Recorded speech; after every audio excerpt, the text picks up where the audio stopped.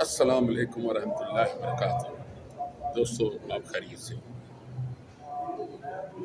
لیکن میرے پاکستان کے ساتھ کوئی خیریت نہیں۔ آپ نے وزیر اعظم پاکستان میاں شہباز شریف کی رات 9 بجے کی تقریر کو سنی۔ دوستو، اس وقت پاکستان جس دوراہے پہ کھڑا ہے اور جو اس نے اپنی بین الاقوامی خارجہ پالیسی میں جو اس وقت مثبت انداز اختیار کیا ہے، وہ ماشاءاللہ سبحان اللہ۔ ہمارے سپہ سالار جنرل سید عاصم منیر صاحب، یہ ان کی کاوشیں ہیں، ان کی محنت ہے۔ جبکہ میاں شہباز شریف نے رات کی تقریر میں وہ سارا کریڈٹ لینے کی کوشش کی ہے، جبکہ میاں صاحب تو ایسے ہی لگتے ہیں کہ جیسے حکومت پاکستان کے ملازم ہے، وزیر اعظم نہیں ہے۔ تو رات بھی انہوں نے کیا کیا؟ بھئی قوم کو اعتماد میں لینا تھا، آپ نے قوم کو اعتماد میں نہیں لیا۔ آپ نے صرف ایک چھوٹی سی بات کے اوپر وزارت عظمیٰ کو نشانے میں رکھ لیا۔ آخر کیوں؟ اگر آپ نے تیل کے ریٹ دینے تو وزیر تیل کو کہہ دیتے، وزیر خزانہ کو کہہ دیتے، کسی شریف مشیر کو کہہ دیتے کہ جاؤ یار ٹی وی پہ جا کے قوم کو کہو کہ ہم نے اتنے ارب کی آپ کو اس کے اندر سبسڈی دے دی ہے اور یہ آپ پہ احسان کیا ہے اور تیل کی قیمت کم کر دی ہے۔ یہ اتنا بڑا کام تھا جو ٹی وی پہ وزیر اعظم صاحب آئے ہیں۔ وزیر اعظم صاحب، آپ وزیر اعظم ہیں پاکستان کے،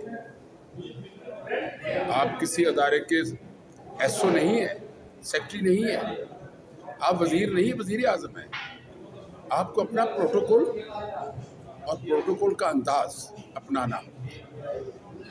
اللہ پاک نے آپ کو عزت دی ہے، کس کی وجہ سے؟ میرے سپہ سالار کی وجہ سے، سید عاصم منیر کی وجہ سے دنیا میں پہچان آپ کی بنی ہے۔ اگر آج ٹرمپ کہتا ہے کہ شہباز شریف بہت اچھا وزیر اعظم ہے، تو دیکھیں اس کے مثبت پہلو بھی ہوں گے اور منفی بھی ہوں گے۔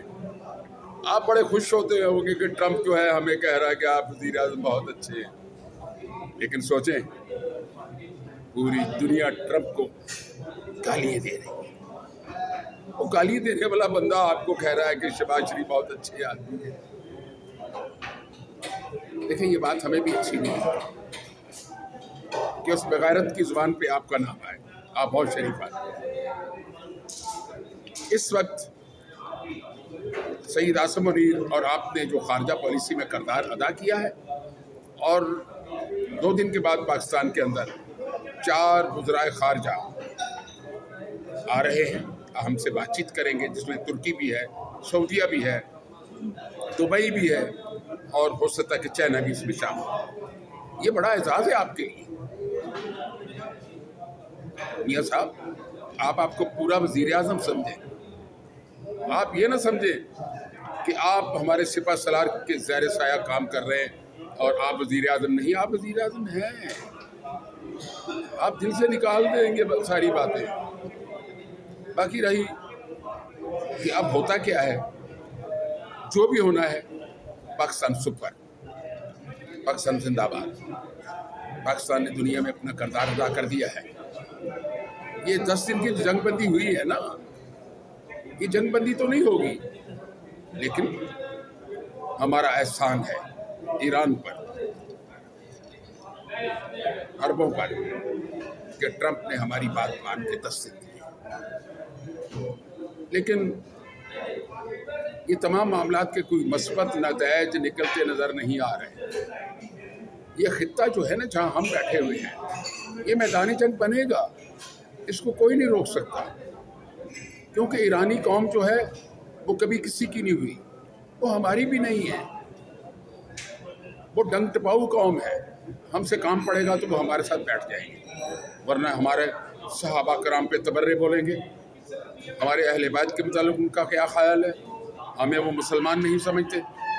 دیکھیں میں یہ باتیں کہنا نہیں چاہ رہا، کیونکہ میرے پچھلے پروگراموں کے اندر جو کچھ مجھ سے ہو رہا ہے وہ میں برداشت کر رہا ہوں، لیکن حق سچ کی بات میں کہوں گا۔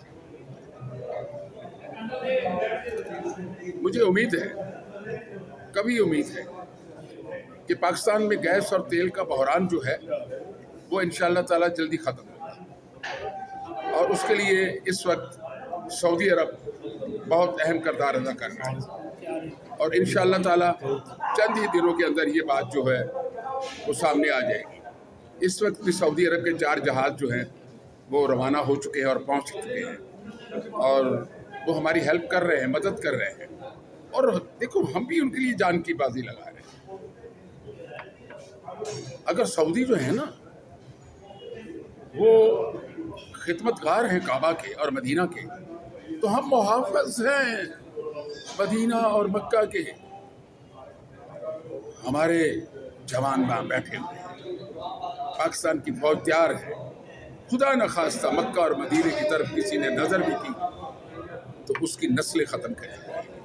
ہم ایٹمی قوت ہیں، جنرل صاحب نے کہا ہے نا کہ ہم آدھی دنیا کو ختم کر دیں گے۔